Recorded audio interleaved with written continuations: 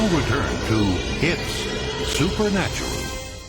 Hello, Sid Roth here with Rabbi Schneider, and this is amazing. This Jewish man had no reference at all, no understanding at all about Jesus. No one had shared the truth about Jesus to this Jewish man, but Jesus loved him so much, he came to him in a night visitation.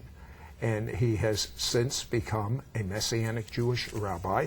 And I just coincidentally got an article from a Toledo newspaper here, The Blade, and let me read the first paragraph. It says, Rabbi Tovia Singer of New York will speak in Toledo on the topic, Jesus was a Jew. But can a Jew be for Jesus? There's only one acceptable answer to that question, according to the rabbi. An emphatic no. Well, Kurt, you did answer in the newspaper. I have the answer here. But would you answer that question right now if you were eyeball to eyeball with Rabbi Singer? What would you say to him? Well, I would say that if Yeshua's the Messiah, then you can certainly be a Jew and believe in him. And that's really what it's all about. Of course, we know that I have faced tremendous antagonism from the traditional Jewish community because Listen, even your own family, according to my notes, yes. When you embraced Yeshua as the Messiah, your brother literally hit you? He was so frustrated. He was so frustrated that he felt like he had lost his brother, that he didn't know me anymore. And so, yes, it was a very difficult time for my entire family. Lost almost my entire network of Jewish friends. Very, very difficult. And the bottom line is either Jesus is the Messiah or he's not the Messiah. And if he is the Messiah, the traditional Jewish community is wrong.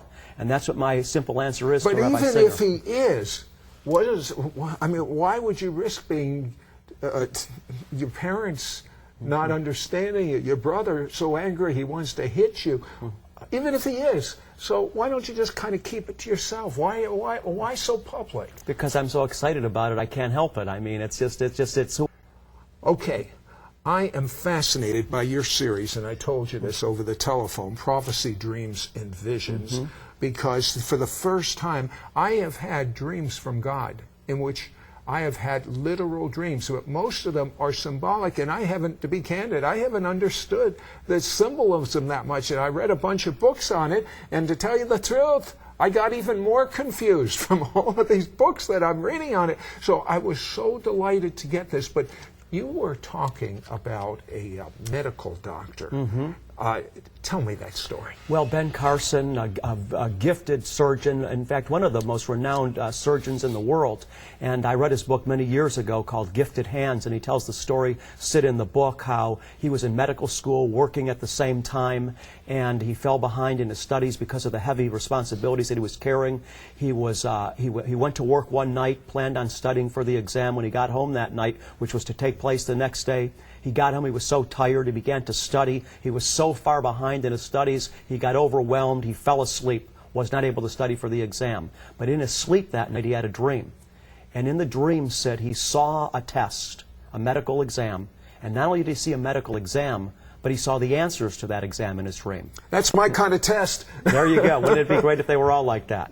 When he woke up the next morning and went to take the exam, he couldn't believe it when the exam that was set in front of him was the same exam he saw in his dream the night before, and he remembered the answers that he saw in his dream. He wrote them down, and obviously today he's one of the most well-known surgeons in the world.